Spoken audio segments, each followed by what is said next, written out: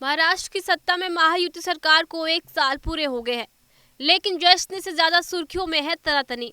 एकनाथ शिंदे, देवेंद्र फडणवीस और अजित पवार की त्रिमूर्ति पर गठबंधन का गणित इस वक्त स्थानीय निकाय चुनाव की वजह से अलग ही माहौल बना हुआ है।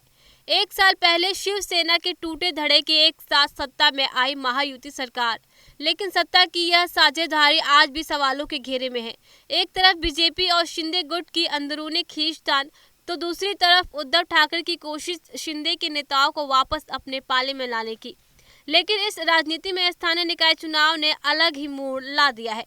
मगर गठबंधन के तीनों बड़े नेताओं के बीच तालमेल ऐसा मानो हर कोई अपनी अपनी ढोलक पर अलग अलग राग बजा रहा हो। ऐसा कहा जा रहा है कि सबसे बड़ी चुनौती शिंदे के सामने है। एक तरफ बीजेपी का दबाव, तो दूसरी तरफ उद्धव की घर वापसी की कोशिशें और इनके बीच अपने विधायकों और नेताओं को टूटने से बचाए रखने की जद्दोजहद। वहीं फडणवीस बार बार कहते हैं कि गठबंधन मजबूत है, लेकिन जमीनी राजनीति में समीकरण कुछ और ही कहानी बयां कर रहे हैं। त्रिमूर्ति का यह सरकार अब दूसरे साल में कदम रख चुकी है, लेकिन बड़ा सवाल यही, क्या एकनाथ शिंदे बीजेपी के साथ आने वाले चुनाव तक तालमेल बनाकर चल पाएंगे, या फिर टसल का ये अंबार आगे और बड़ा राजनीतिक भूचाल ला देगा।